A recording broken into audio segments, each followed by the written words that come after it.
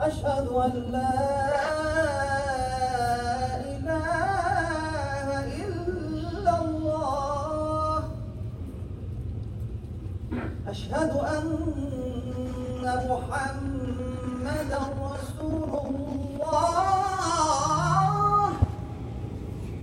أشهد أن محمدا رسول الله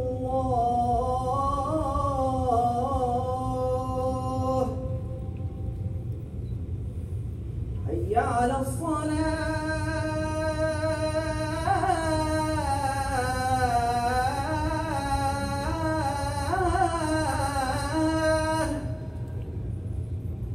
حي على الصلاة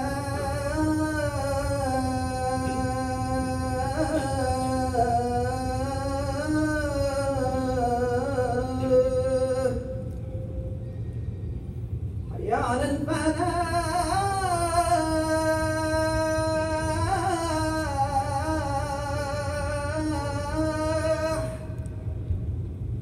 حي على الفلاح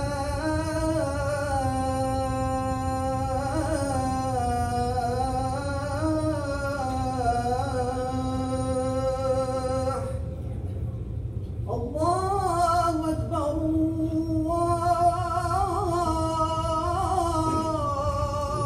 الله أكبر لا إله إلا الله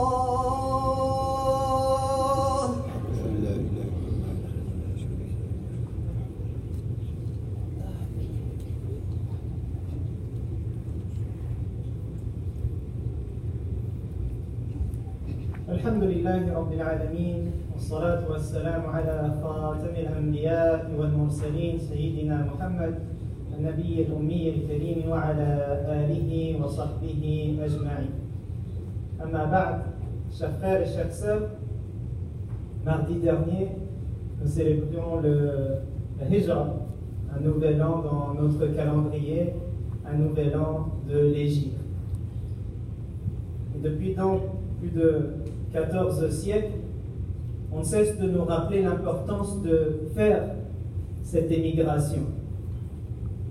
Et on nous pose cette question, on nous interpelle, qu'est-ce que tu es prêt à sacrifier pour ce que tu as de plus cher? Et qu'est-ce que tu as de plus cher que ta foi? Non seulement ta vie d'ici-bas, mais l'au-delà. On t'interpelle, qu'est-ce que tu es prêt à investir pour gagner les deux vies, ici-bas et à l'au-delà? Est-ce que tu es prêt à faire cette émigration? Et l'émigration, le hijra, on parle d'une émigration physique, c'est ce que le prophète sallallahu alayhi wa sallam a fait avec ses compagnons. Ils ont sacrifié leur terre, ils ont sacrifié tout ce qu'ils possédaient comme matériel, et physiquement, ils sont partis pour aller s'établir à Médine, pour encore une fois sauvegarder ce qu'ils ont de plus cher, la foi, et pouvoir construire leur vie ici-bas et l'au-delà.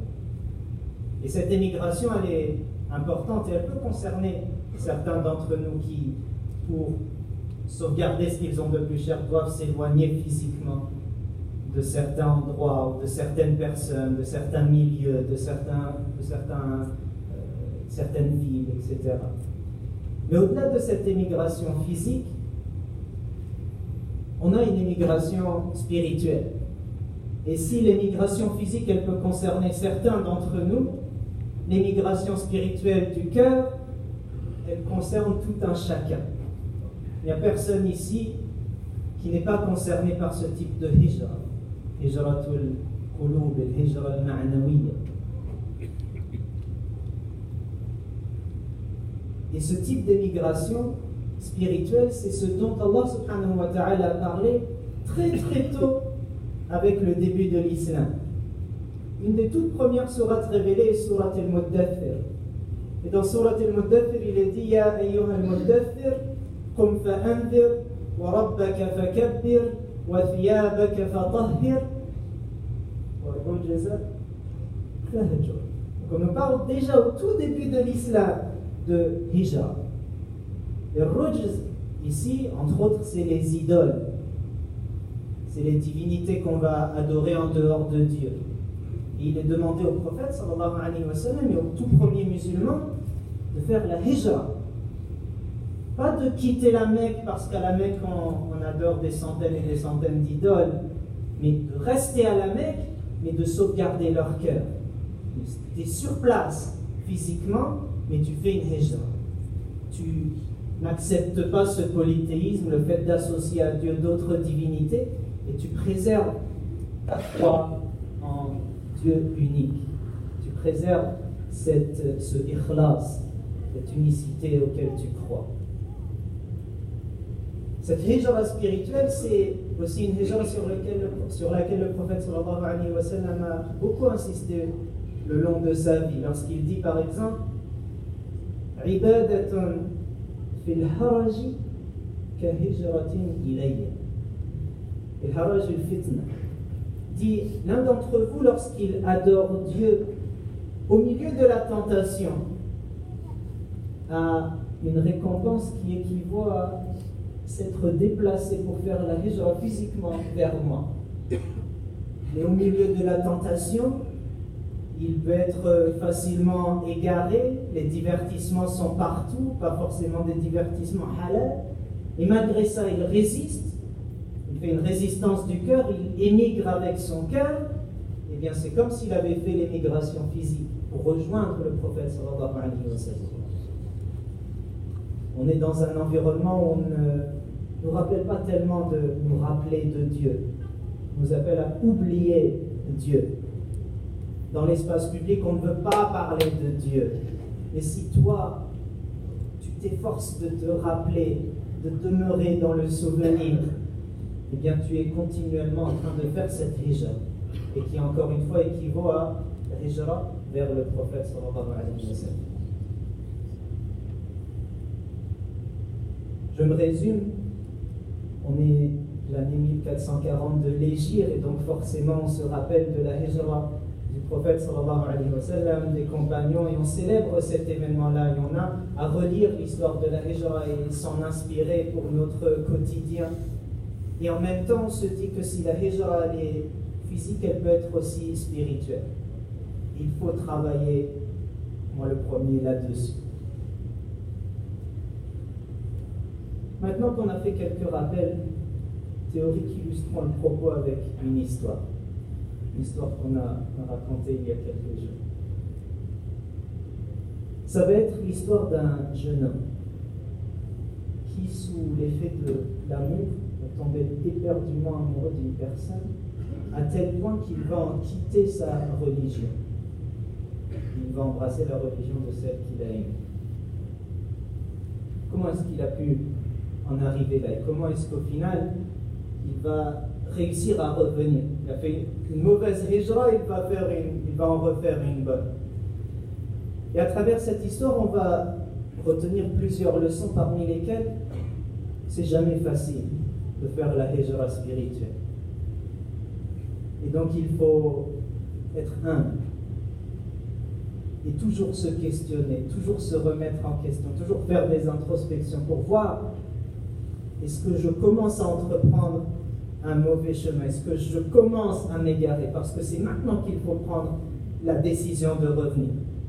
Si tu te laisses trop aller, à un moment donné, ça devient trop difficile de revenir. Donc continuellement se questionner, savoir où est-ce que j'ai posé mon pas, se questionner véritablement sur les pas qu'on est en train de faire, pour ne pas qu'ils s'accumulent et après nous éloignent trop loin. Donc c'est pas facile de faire la hijra. On verra aussi à travers cette histoire que si tu demeures humble et si tu demeures quelqu'un qui reconnaît Allah subhanahu wa ta'ala, eh bien Dieu est là avec toi. Même si tu es dans l'égarement, Dieu est avec toi. Parce que tu as été pris dans un piège. Parce que tu t'es égaré, mais par faiblesse. Oui, c'est ta responsabilité, mais le fait que tu demeures croyant, le fait que tu demeures au fond de toi, tu regrettes, Allah subhanahu wa ta'ala est là. Et Allah subhanahu wa ta'ala va t'envoyer des signes et des guides sur ton chemin pour te permettre de faire la bonne hijra. Voyons l'histoire. L'histoire, elle commence, on est dans les années 20, on est en Alexandrie, et au moment de la colonisation britannique, il va y avoir un pasteur qui va venir dans les villages autour de l'Alexandrie pour aller évangéliser la population. Et il va venir avec sa fille. Et il va commencer à faire sa da'wah. Un jeune homme, à peine il va voir cette fille, que ça va le toucher de l'intérieur. Il va être sensible à cette demoiselle. Et puis il va vouloir la côtoyer et il va réussir à établir un lien avec elle. Et vous savez, comme dit le poète, je crois, Ahmed Shawqi, Nadratun, Faktisamatun, Fasalam, Fakalamun, Famaw'idun, Faliqa. Et ça commence avec un regard, un large sourire, un salam. Et puis on commence à parler, on se donne rendez-vous et on se rencontre. Et c'est ce qu'il va faire. Et les deux vont apprendre à se connaître et ils vont s'aimer. Mais la fille, qui est, c'est une minorité, elle est entourée de populations musulmanes, donc parfois quand on est une minorité, on tient encore plus à sa foi. Elle ne va pas succomber aux demandes du jeune homme. Elle va dire, je suis chrétien, je suis musulman, je ne peux pas m'engager avec quelqu'un qui ne partage pas ma foi. Le jeune homme aussi, il tient à sa foi. Mais vous savez, l'amour, comment il peut faire... il peut construire de très belles choses, il peut déconstruire tout aussi bien. L'amour, il rend aveugle. L'amour, il rend fou, il peut prendre ta raison. Et donc, c'est petit à petit, à force de la côtoyer, que ce jeune homme, au début, il disait, c'est impossible que je quitte ma foi. Et petit à petit, il va comme fondre, et à un moment donné, il va se dire, je vais en faire un prétexte. Je vais faire semblant d'entrer dans leur religion pour épouser cette fille. C'est ce qu'il va faire. Mais il n'est pas convaincu. Et ça se voit quand quelqu'un n'est pas convaincu. Alors le père de la fille, il se dit, ah, ce jeune homme-là, il veut m'arnaquer, tout ce qu'il veut c'est ma fille, je vais faire attention. Et il l'efforce de donner la messe. Il lui donne des leçons de catéchisme. Et il prend soin de lui pour que cette foi qui est feinte, qui n'est pas réelle, qui n'est pas sincère, puisse se transformer avec le temps en une foi réelle, en une foi pleine. Il travaille sur lui. Mais le jeune homme, au plus profond de lui, il croit en Dieu. Et au plus profond de lui, il regrette. Et finalement, le bonheur dans lequel il est entré est présent, mais il reste superficiel. Il est très heureux d'avoir réussi à être auprès de sa chérie, mais au fond de lui, il n'est pas heureux. Et voilà Allah subhanahu wa ta'ala qui va se manifester, le guider. Allah Azza wa Jal va le guider à travers un signe dans le rêve. Et donc un soir, le jeune homme, il rentre, il est exténué, il se pose sur son lit, il s'endort, et il va faire un rêve, qui est une vision pieuse. Et de manière générale, on peut diviser les rêves en trois catégories. Il y en a une qui est un rêve qui est lié à ce que tu vis. Hadith al-nafs. Tu as un problème avec ton boss, Allah nous préserve, tu rêves de lui comme un méchant monstre. Il n'y a pas besoin de faire de grandes interprétations, c'est juste lié à ce qui te tracasse dans la journée, qui te poursuit la nuit. Il y a des visions qui sont désagréables, qui sont de shaitan. Et par rapport à ça, dans notre tradition musulmane, on est demandé, si on se réveille en ayant fait un tel cauchemar, c'est de se retourner, de demander à Dieu une protection contre le shaitan, de ne pas raconter cette vision à quiconque. Donc, il y a une tradition que le prophète alayhi salatu wa sallam nous enseigne face à cela. Il y a une troisième catégorie, celle que le jeune homme dans laquelle le jeune homme va entrer, qui est la vision pieuse. Une vision qu'Allah subhanahu wa ta'ala te fait voir. min al-Rahman. Et là, c'est un rêve qui peut être prémonitoire, qui t'annonce de belles choses, qui te prévient, qui peut être des signes, des guides. Allah Azza wa Jal te soutient même à travers le rêve. Et donc, ce qu'il va voir, le jeune homme, il dit, je suis seul et je me retrouve face à deux êtres, deux hommes, qui sont d'une beauté irréelle. Je les questionne, qui êtes-vous? Et l'un d'entre les deux me prend la parole et me dit, Assalamu alaykum, je suis Isa ibn Maryam. Et à mes côtés, le prophète Mohammed, sallallahu alayhi wa sallam. Puis il continue. Je suis, donc Isa alayhi salam, je suis dans la même religion que cet homme. Je le suis dans sa religion. Il dit la vérité que j'ai embrassée. Qu'est-ce qu'il t'a pris, toi, de te détourner de son chemin, qui est le mien, qui est celui d'Ibrahim alayhi salam? C'est une série de prophètes dont tu t'es éloigné. Et là, le jeune homme, il dit, dans le rêve, je me suis retrouvé à pleurer comme un enfant. Et j'ai répondu, mais qu'est-ce que je peux faire? Mon cœur s'est assombri, je me suis trop égaré. Et alors, Isa alayhi salam, de lui dire, va dans cette direction, tu trouveras sous un arbre un homme qui, lui, saura te guider. Et le jeune homme, toujours dans le rêve, il s'en va dans cette direction. Il dit, je traverse un environnement qui n'est pas celui qu'on a sur Terre. La beauté, les odeurs, les couleurs, c'est quelque chose d'extraordinaire. J'avais l'impression d'être au paradis. Et j'arrive à cet arbre-là et effectivement, je découvre un homme assis avec un livre. Je m'assois à ses côtés, je me présente, je suis un tel. Je me suis tellement égaré que mon cœur s'est assombri, j'en ai quitté l'islam. Je souhaite revenir, mais je ne sais pas comment faire, quel chemin suivre. Et alors à l'homme de lui dire, j'ai été comme toi. Moi aussi, dans cette vie, dans la vie d'ici-bas, à un moment donné de ma vie, je me suis perdu. Je me suis égaré, éloigné du droit chemin.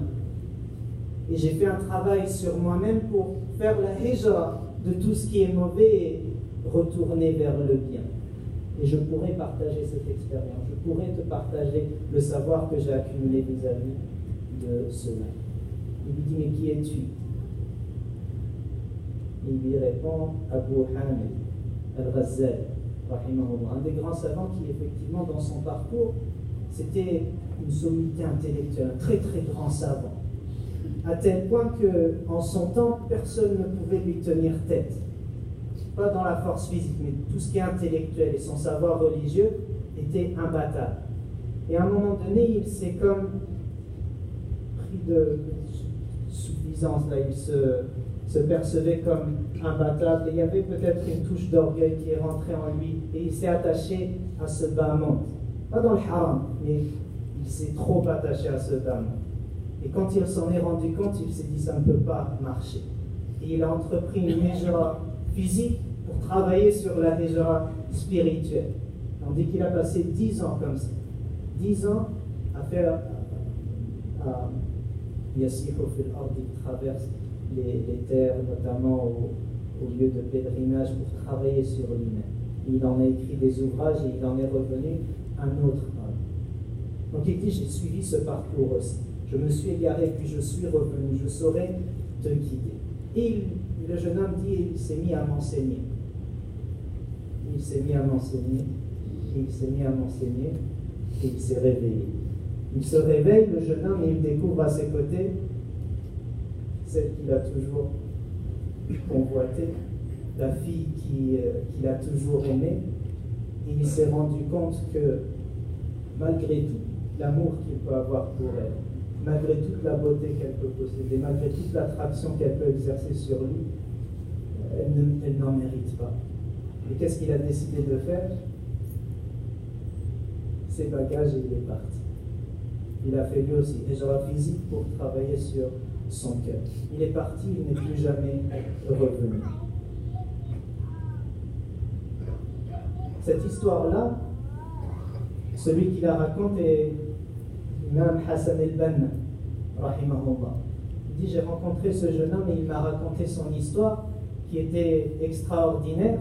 Et ce jeune homme, lorsqu'on étudiait Ihya Ulumuddin, qui est un livre de Abu Hamid al-Ghazali, le vieux monsieur qui lui a enseigné, il disait, ce jeune homme, lorsqu'on parlait de ce livre-là, il nous sortait des choses des secrets, il lisait entre les lignes, il allait beaucoup plus loin dans sa réflexion, sa contemplation. Voilà l'histoire qui nous dit encore une fois que il ne faut jamais se sentir pleinement fort, il ne faut jamais se croire tout à fait à l'abri. Il faut constamment rester humble et tu ne sais pas des fois quand tu mets le pas quelque part, qu'est-ce qui peut s'en suivre et vers quoi tu peux t'en aller. Et aussi garder confiance en Allah subhanahu wa ta'ala. Du moment qu'au fond de nous-mêmes, on n'est pas satisfait et on est conscient de ce qu'est la vérité, on est conscient de notre objectif devrait être celui de plaire à Allah Azza wa Jal, et bien Dieu reste à nos côtés. Et encore une fois, dans l'égarement, il est avec nous. Il faut avoir cette pleine conviction que Dieu est avec moi. Dieu ne m'abandonne jamais. Du moment que moi je ne l'abandonne pas, du moment que je ne suis pas de ceux qui sont orgueilleux et se croient capables de maîtriser leurs pulsions, capables de gérer leur propre vie. Du moment qu'on n'a pas cette attitude-là, Dieu, Inch'Allah, nous garde à l'abri, Dieu nous préserve, Dieu nous envoie des signes. À nous ensuite de prendre notre pleine responsabilité, d'avoir cette clairvoyance pour voir les signes et d'accepter la guidance d'Allah subhanahu wa ta'ala pour revenir vers lui, pour lui plaire, vers la hijra du cœur, la hijra spirituelle. أقول قولي هذا وأستغفر الله لي ولكم.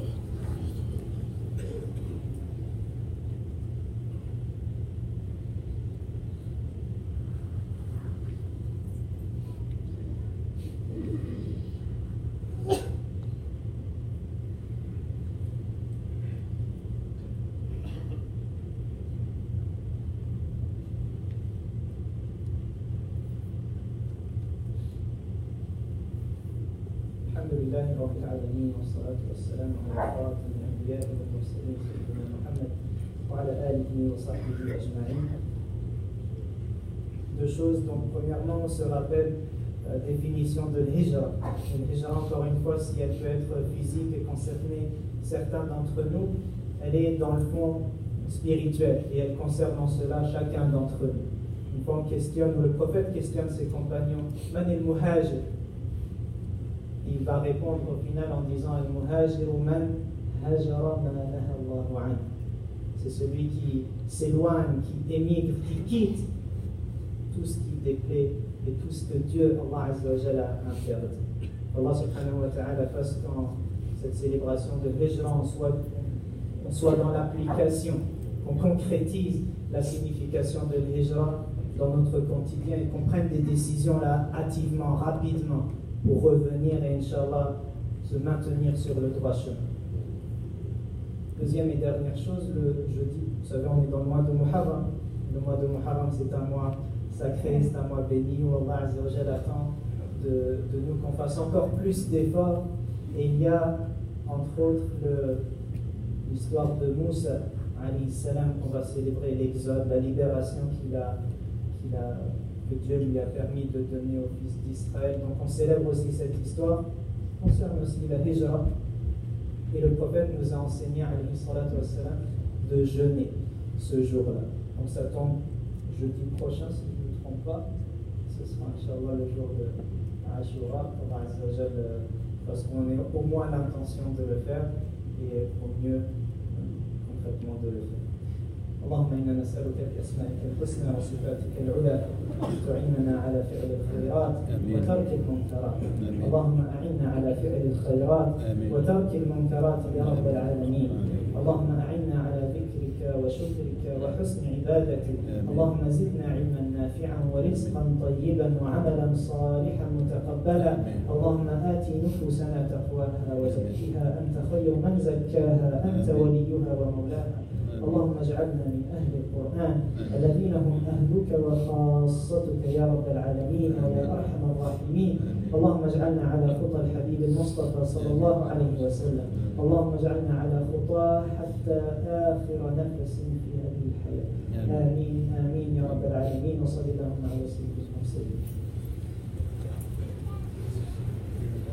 Salam alaikum, juste un petit rappel, il y aura Inch'Allah une activité pour les enfants. Mac Junior organise une activité pour les enfants de 6 à 12 ans sur le nouvel an, Inch'Allah, ce dimanche entre 10h et 1h au centre ici, Inch'Allah. L'inscription, le nombre c'est limité, donc l'inscription ça se fait en ligne sur le site web de Mac Youth, Mac Junior.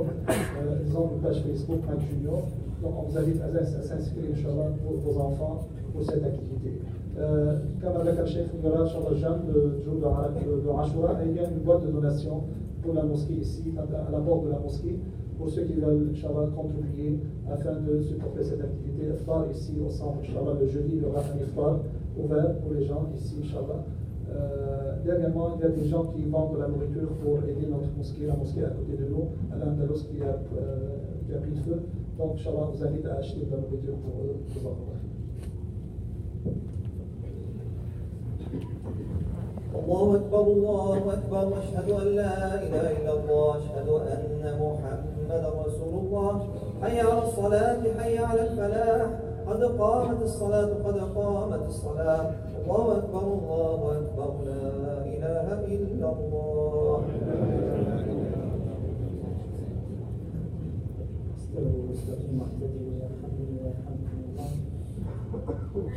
الله أكبر.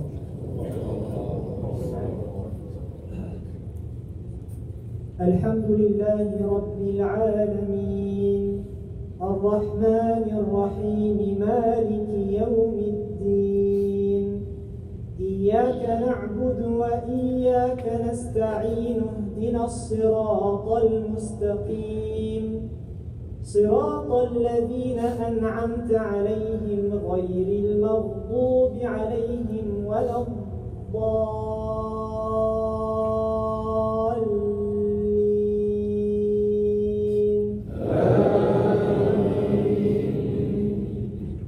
يا أيها المدثر قم فأنذر وربك فكبر وثيابك فطهر والرجز فاهجر ولا تمنن تستكثر ولربك فاصبر.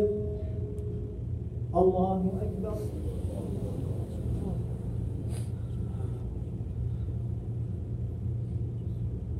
سمع الله لمن حمده.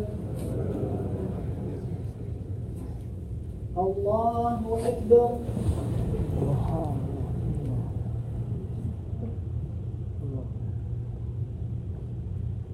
الله أكبر. الله أكبر.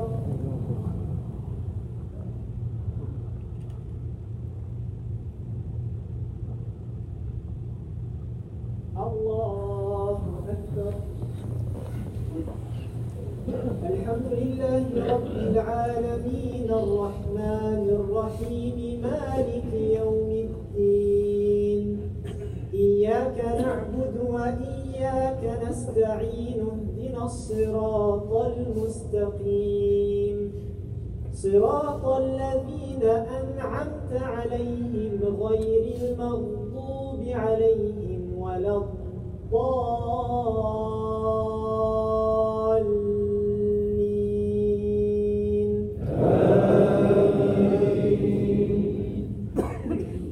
والعصر إن الإنسان لفي خسر إلا الذين آمنوا وعملوا الصالحات وتواصوا بالحق وتواصوا بالصبر. الله أكبر.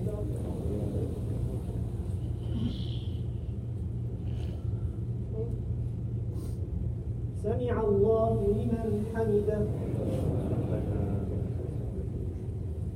الله أكبر.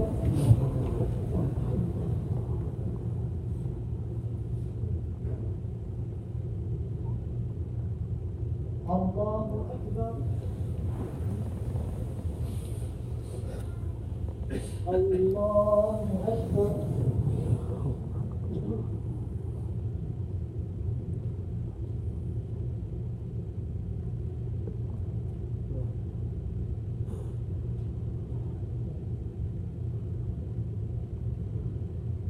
الله أكبر.